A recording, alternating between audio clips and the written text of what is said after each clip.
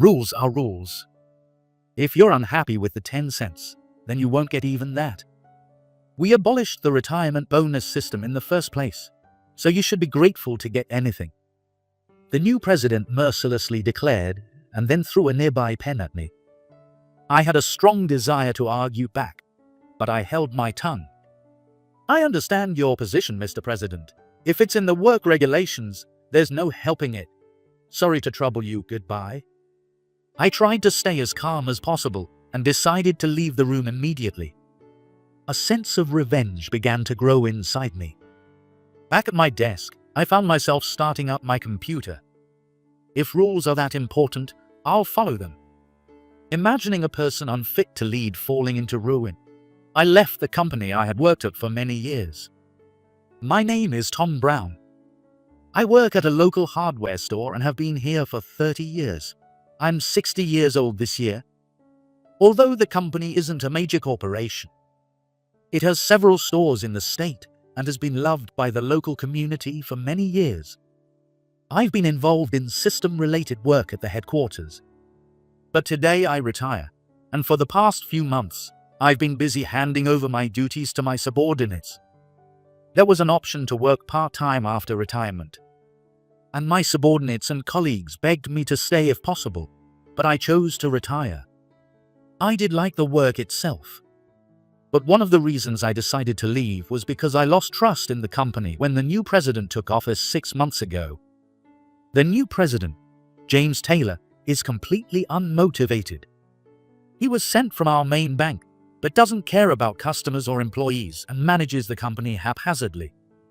I've made various suggestions to increase profits, but he dismissed them all as too bothersome, constantly cutting expenses and labor costs to get by temporarily.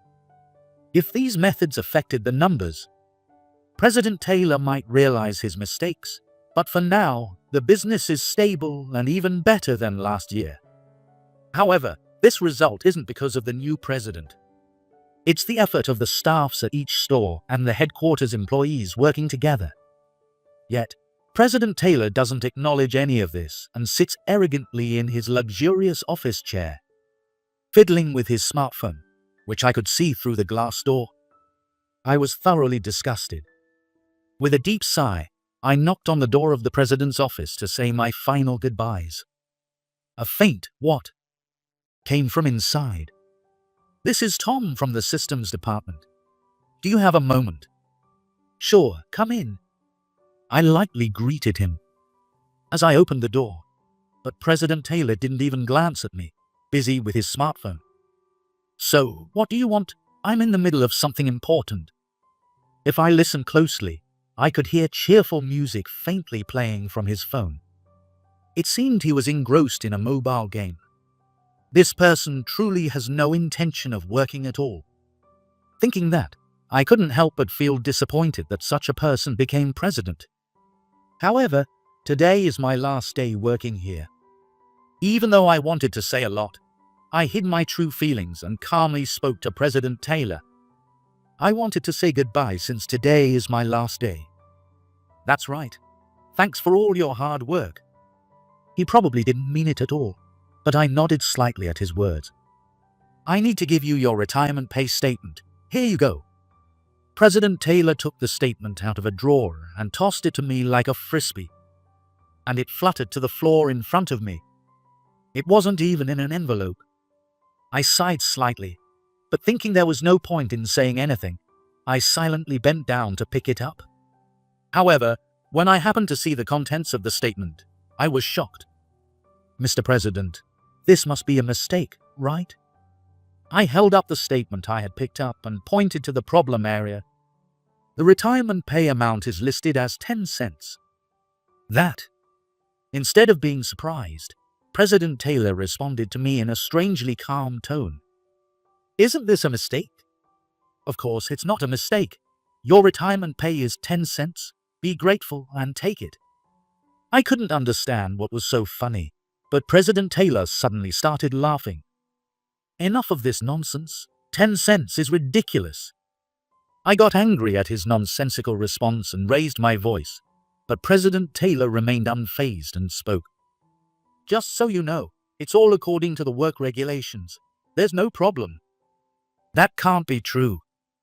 Our company has a retirement bonus system where the amount varies with the years of service, increasing the longer we work.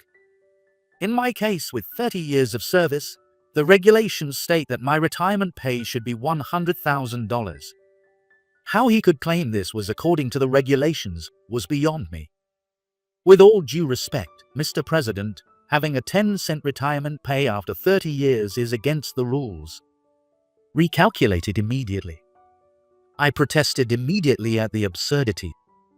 But President Taylor ignored me and continued playing his smartphone game, seemingly relaxed. Instead of playing games, could you take this matter seriously? You are the president, aren't you? President Taylor listened to my words and sighed deeply as if annoyed. Have you checked the work regulations properly? Of course, and the person who retired last year received their retirement pay. 10 cents is an impossible amount. Hearing my words, President Taylor smirked, placed his phone face down on the desk, and slowly looked at me with a confident expression. After I became president, I immediately reviewed the work regulations, and I decided to abolish the retirement bonus system. What? This is the first I've heard of it. Seeing my shock seemed to delight President Taylor, who flared his nostrils and looked smug. I had always thought this man was solely focused on cutting costs, but I hadn't imagined he would be this outrageous. There's no law that mandates a retirement bonus system, is there? As long as it's not illegal, there's nothing you can do about it now. Seeing President Taylor laughing heartily, he looked like a devil to me, and my emotions were a mix of shock, anger, and sadness. This is ridiculous. Rules are rules. If you're unhappy with the 10 cents, then you won't get even that. We abolished the retirement bonus system in the first place, so you should be grateful to get anything. Ignoring my words entirely, President Taylor declared mercilessly and threw a nearby pen at me. Ouch!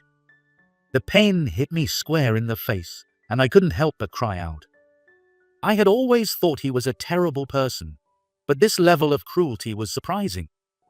I had a strong desire to argue back, but I also felt it was a waste of time, so I held my tongue. I understand your position, Mr. President. If it's in the work regulations, there's no helping it. Sorry to trouble you, goodbye. I tried to stay as calm as possible, picked up the pen that had fallen, handed it back to President Taylor, and left the room immediately. As I opened the door to the president's office, I heard the cheerful game music start up again behind me. Feeling irritated at President Taylor, who was back to playing his smartphone game without a care, I left. After 30 years of dedicated service and steady results for the company, being treated like this at the very end was too much. A sense of revenge began to grow inside me. Back at my desk, I found myself starting up my computer. If rules are that important, I'll follow them. Muttering this to myself, I began deleting certain data one by one. Imagining a person unfit to lead falling into ruin, I left the company I had worked at for many years. The next morning, I was having a leisurely breakfast with my wife for the first time in a long while. How many years has it been since I've had such a calm morning on a weekday? It's a bit embarrassing to have breakfast with you like this, my wife said, blushing slightly, and I couldn't help but smile. You're right, the weather is nice today. How about we go shopping later? My wife happily nodded at my suggestion. However, our peaceful time was interrupted by the loud ringtone of my phone echoing through the living room. Oh, it's a call from President Taylor. Seeing the name I didn't even want to look at displayed on the screen, I sighed. As expected, but I wish he could read the room. Noticing my troubled expression, my wife looked worried. Not wanting to worry my family, I forced a smile and said, "It's okay," before answering the call. Good morning. What is it so early? The ordering system is down at all stores. What's going on? President Taylor shouted so loudly my ears almost rang. Why are you contacting me? I've already retired, so please handle internal issues yourselves. When I asked the other employees, they said you developed the ordering system. What did you do? The system President Taylor was referring to was one I had developed. It stored vast amounts of data like purchase records, sales, and past weather, and used AI to automate ordering. It was a groundbreaking system even within the industry, earning high praise from the upper management. First, the system was tested in a few stores, and soon it was rolled out to all stores. It has been in use ever since. Now, President Taylor is lamenting that the system isn't working, but this goes back to my retirement day. On that day, I deleted all the system data. The reason was simple: to get back at this terrible president. I deleted the system data on my retirement day. I calmly informed President Taylor of the truth. Deleted? Why would you do that? His voice cracked in disbelief, and it sounded so ridiculous that I couldn't help but laugh. Is there a problem? What's so funny? Of course, there's a problem. We're getting non-stop calls from all the stores. I told them to handle it manually, but they're complaining about a lack of staff, and the headquarters is in chaos. How are you going to take responsibility for this? President Taylor's shouting was like that of a thug, but I remained calm. The lack of staff is partly because you cut labor costs, President Taylor. What? How is that my fault? When you took over, you drastically cut the staff's wages, didn't you? Don't you know that many staff members quit because of that? To increase profits. President Taylor had significantly cut employees' wages and hourly rates, which led to a mass exodus of disgruntled employees and part-timers over the past 6 months. As a result, every store was operating with barely enough staff, yet they managed to keep running. The chronic staff shortage is partly your doing, so please handle it yourself. Don't pin this on me. If you hadn't sabotaged things, none of this would have happened. Take responsibility. With all due respect, Mr. President, have you read the work regulations? What are you talking about all of a sudden? The work regulations clearly state that the rights to developed systems belong to the developer. And what does that have to do with this situation? Seeing President Taylor's confusion, I continued to explain. I hold the rights to the ordering system. This means I have the authority to decide whether to delete it or not. What? If you had arranged for the company to buy the system from me upon my retirement, I could have transferred the rights to you. But since there was no such discussion, I decided to delete it. That's outrageous. Though his voice was loud, it was shaky as if he was about to cry. But his protests didn't move me at all. Remember your own words. If it's acceptable for the regulations to allow a retirement pay of 10 cents, then it's also acceptable for me to decide the fate of a system I own, right? Well, President Taylor started to say something, but then fell silent, unable to think of anything more to say. If you're in trouble, just rebuild the system quickly, but it'll take a lot of time since you'll need a huge amount of data. Come back and fix it quickly. Realizing that rebuilding the system was impossible, President Taylor repeatedly demanded, "Come back to work." Like a broken robot. I'm sorry, but I can't. I've already secured a new job. What? I thought you'd be unemployed after retirement. Actually, a friend reached out to me. Not working doesn't suit me. We have a part-time employment system for retirees. Wouldn't it be more convenient for you to work in a familiar environment? President Taylor, looking like a fish in water, eagerly suggested part-time employment to me. Normally, the pay is lower than a full-time employee, but this time it's special. I'll offer you the same salary as a full-time employee for part-time work. You'll even get bonuses. He was trying all sorts of tactics to bring me back, but my mind was set. No, thank you. This is a company you've been with for many years. Are you going to repay our kindness with betrayal? Please don't misunderstand. I owe my gratitude to the employees who worked with me for many years, the supervisors who mentored me, and our customers, not to someone who just showed up out of nowhere. I understand that, but President Taylor started to say, I'm the president. He mumbled, but I ignored him and continued. If someone as arrogant and self-centered as you remains at the top of this company, I honestly can't respect you and don't want to follow you. So I absolutely won't return. I'll pay the full retirement bonus. Just please restore the system. Name your price. I'll prepare $100,000 or $200,000 immediately. President Taylor begged pathetically, repeating, please, please. But it sounded hollow to me, and I still didn't feel like helping him. My decision won't change. Are we done here? I'm not free enough to keep dealing with you. You jerk, President Taylor shouted, but then I heard other voices in the background over the phone. Listening closely, I could hear phrases like, please stop this, and I can't stay at this company, suggesting multiple people were involved. How are you going to fix this? Employees are coming in one after another to submit their resignations because of you. What? Take responsibility. No, I think they were already considering resigning, so it's not my fault. What? With a dumbfounded voice, President Taylor seemed confused, so I continued explaining. Since you became president, employees have been dissatisfied, and many came to me for advice. Even so, why now? It's too strange. Many employees said they would quit right after I did, so it's not surprising from my perspective. What? After the new president took over, my subordinates, like me, lost trust in the company.